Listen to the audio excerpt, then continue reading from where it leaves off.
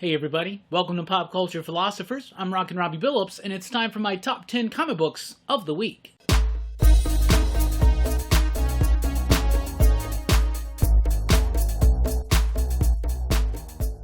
That's right everybody, thanks for checking out the video. I'm Rockin Robbie Billups. This is my top 10 comic books of the week. It's not a spec list, but it's the list of my 10 favorite comic books from the week, and definitely things worth taking a closer look. At number 10, Wonder Woman 760 from DC Comics, written by Mariko Tamaki with artwork by Mikkel Hannen, coloring by Jordie Bellaire.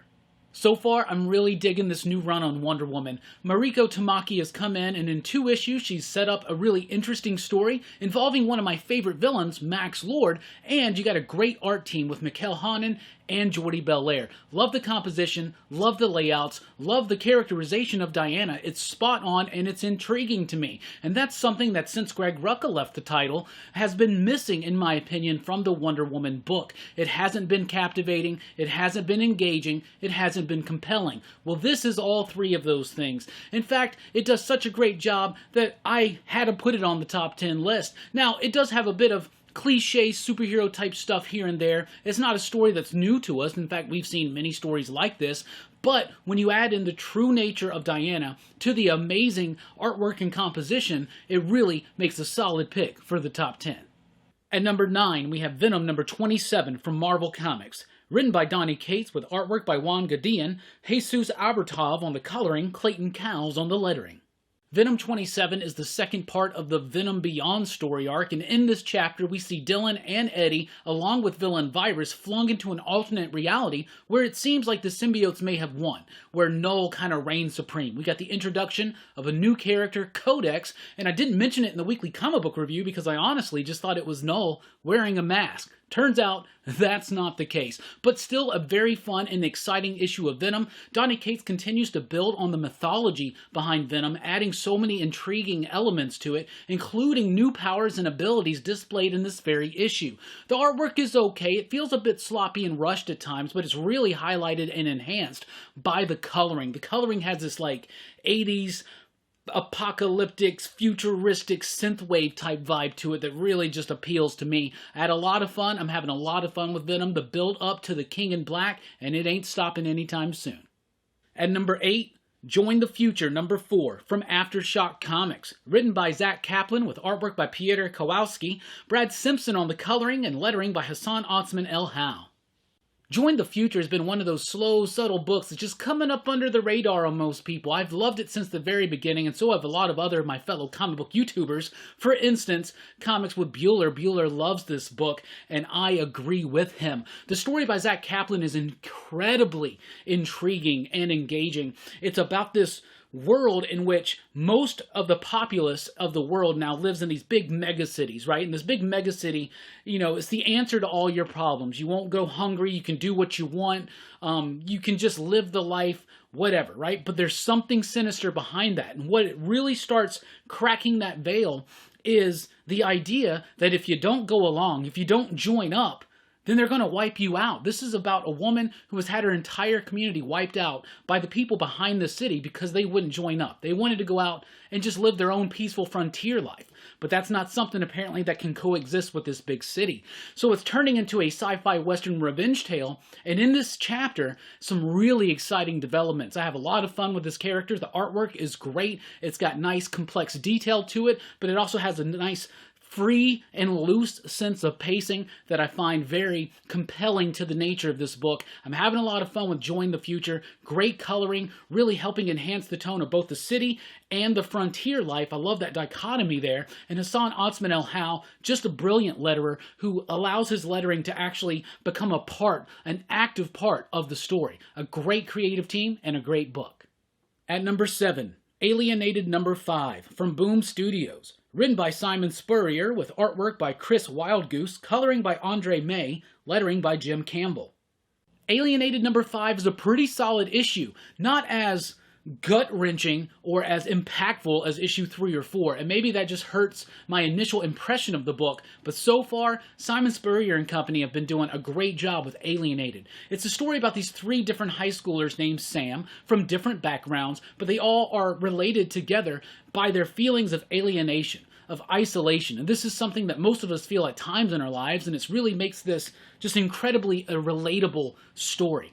They've hit some really deep and dark moments in issue 3 and 4, and they're doing it again in issue 5. It just doesn't have quite the impact as those issues, but still a very solid issue. Chris Wildgoose's pencils are absolutely amazing. It's got a dynamic flow of energy to it that really helps elevate the story beyond its subtext and thematic material into something really dynamic and cool and fun to experience. The coloring helps enhance this. The lettering does as well. It's a great book that's really just hitting its peak right now, and there's only one issue left, and I'm really excited to see how they're going to wrap it up.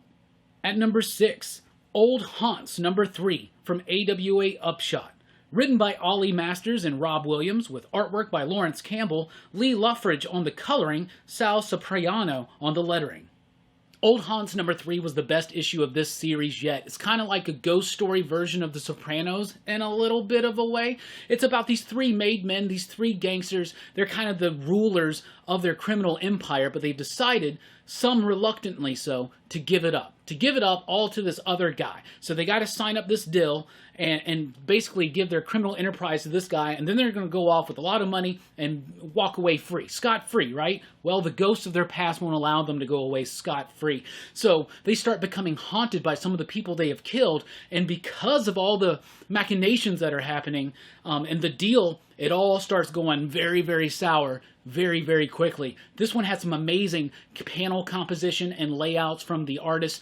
Absolutely fantastic. A great dark gangster ghost story that's really, to me, gotten better from issue 1, 2 to 3. 3 was a great issue. It's got great characterization. The dialogue doesn't feel too cliche or anything like that, and it easily could, but the artwork is so amazing. The artwork, the coloring, all of it works together along with that composition and panel design that I was talking about to make something really different and really, really cool.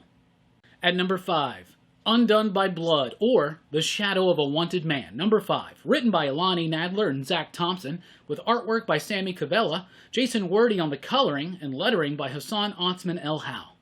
Undone by Blood has been a great modern and classic Western. It's got 2 stories going on at the same time. One is a more old school classic feeling Western, and one is a little bit more of a new school revenge Western set in the 1970s or maybe the early 80s, something like that. Still a bit unclear, don't really remember the exact date. This is the final issue of this series, but have no fear, it will be returning with an all-new story as well as the continuation of the classic story in 2021. But what a great finale. This is the ending that this story deserved. It's the ending that we've been building up to. You can see it coming, but it still blows you away. Mostly because of the artwork by Sammy Cavella and Jason Wordie is so amazing. You want to talk about eloquent panel design? Check this stuff out. When Sammy Cavella could typically just do something in a normal grid, he puts a different spin on it.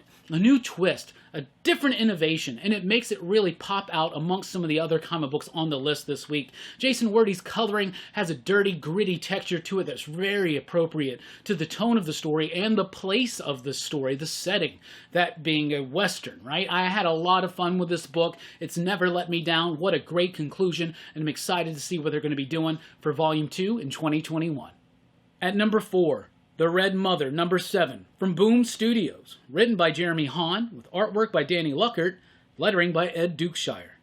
The Red Mother is such a great, delicate, slow burn horror comic that really gets nitty and gritty into its characterization. And that's one of my favorite things about this, is the exploration of character. It's got creepy, eerie moments. It really does. It builds suspense and tension at an expert level. It's got clean, crisp, and concise line work, enhanced by amazing coloring, great design, and adequate lettering.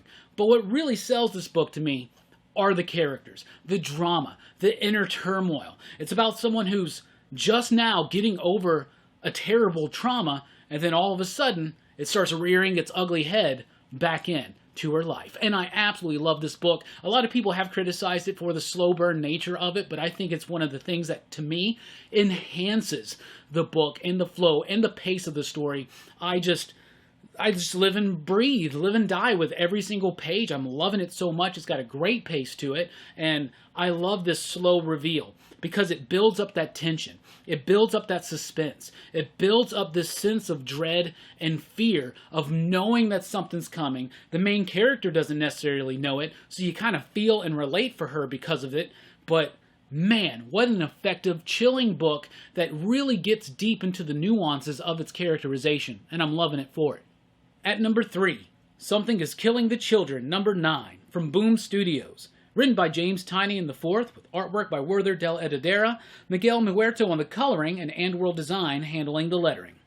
Something is Killing the Children is such a great book, and the first initial story arc just blew me away. In the second story arc, they are revealing some stuff about the House of Slaughter, about Erica Slaughter herself, little bits about her past, why she does what she does, and in this issue, you almost kind of get a full origin of Erica, and it's very cool. I do think that the second story arc, though, has taken a step back and has been able to handle the suffering of this community very well, where I can feel for it. This book doesn't hold back any of its punches, and in issue number 9, it starts ramping it right back up. You've got lots of monster action in here. You got some kids being killed. I mean, it is called Something is Killing the Children, but the action starts ramping up again. The deep dive into Erica's past starts becoming more and more clear, and what an amazing issue. The artwork by Del Edadera is absolutely flawless. These great double-page spreads that really help enhance the flow of the narrative and the dialogue from James Tynion IV. James Tynion is really good at dialogue. Sometimes it can be a bit overly wordy, a bit verbose, if you will, but with Del Edadera's composition, it really helps flow those lines right across the page in a very quickly paced, very brisk, but at the same time dense and deep and nuanced. The coloring by Muerta, beautiful, gorgeous, atmospheric, perfectly tonally resonant for this book. Something is Killing the Children is showing no signs of slowing down or stopping, and I'm so excited. At number 2, Dark Knight's Death Metal, number 3, from DC Comics. Written by Scott Snyder, with artwork by Greg Capullo, inking by Jonathan Glapion, coloring by FCO plus Cynthia. Yo, my face melts off when I read Death Metal. I love this. This is everything I love about event comic books, and especially a DC Crisis event. Now, Metal was cool, and it technically is a dark crisis, but this one feels more connected to all the other Crisis events than that one did, and I'm loving it. The build-up all the way from Metal through Justice League, and now it's erupted fully in Death Metal. We got some crazy giant stakes being thrown out by Scott Snyder. Great fun artwork by Greg Capullo and company. And you can tell that Capullo and Snyder and the rest are having so much fun with this book. And I have never had more fun having my face melted off by a comic book. I'm loving it. So much craziness, so many ideas thrown at the wall. Some of them stick, some of them fall down, but I think that's by design. Some of it's just supposed to fall down. Some of it's just supposed to be a momentary moment of coolness in the midst of this crazy situation in which I really almost can't see how the heroes are going to get out of it. But in issue number 3, you're starting to see, maybe you can see where the light at the end of the tunnel is going to come from, but it's going to be a very difficult path to get there because the Darkest Night is one of the biggest, most threatening threats, one of the biggest threats the DC Universe has ever had, in my opinion.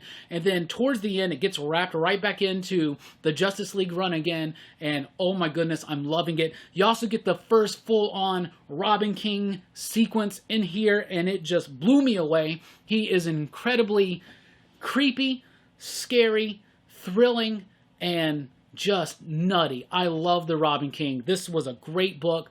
Great scenes, great ideas, and the level of boisterous, unabounded fun that is oozing off of these pages. It's just, there's nothing like it right now. And at number 1, 7 Secrets, number 1, from Boom Studios. Written by Tom Taylor, with artwork by Danielle Di Nicoliolo, Walter Baiamonte on the coloring, Ed Dukeshire as the letterer. So we got yet another great debut from Boom Studios with Seven Secrets. I'm very pumped to see Tom Taylor jump into some creator-owned work. He's been doing great work over at DC. Why not do something for himself? Seven Secrets is a great debut issue that is very action-packed and also at the same time has a lot of great drama and cool concepts. The basic concept is this. There are 7 closely guarded secrets. They've been guarded for centuries, if not millennia, by this organization, the keeper of these secrets, right? But there's always these people coming after these secrets, usually for nefarious reasons. So each secret has like a holder and a handler or something like that, someone to protect the person who actually holds the secret. Usually they're in a briefcase or something like that. But what happens when 2 of these people fall in love and produce a child? Well, you find out in issue number 1. It's a great setup to a story. I've read issue number 2, so I know where it goes from here, and it's really compelling. But issue number 1 did a great job of being a dynamic, action-packed issue, a great flow throughout. It never felt dull. It never felt like it was lagging. It always just felt like at a perfect pace, and that's something Tom Taylor does very well. He's also able to give us these big wow factor moments in comic books while giving us the more enhanced human drama, the nuance of the situation. And he does that splendidly in Seven Secrets. It's a great debut. It's a great setup for what's to come, and I'm having so much fun. Like I said, action-packed, if you like that stuff. If you like big action-oriented adventure comic books, but that really get into the characters and care about those characters and make them real and fleshed out and more than 3-dimensional even, read Seven Secrets. So that's what I read this week. That's what I thought about it. What are you reading? What are you loving? Let us know in the comments down below. What's your top 10? Or top 5? Or top 3? Or just your pick of the week? What's your favorite books of this week? Let's see if we can share some great books with each other. Thank you so much for checking out the video. I am Rockin Robbie Billups. We've been here doing the top 10, but please be sure to like, share, and subscribe, and join us over at popculturephilosophers.com for podcasts and a whole lot more. And once again, thanks for rocking with us. Keep on reading.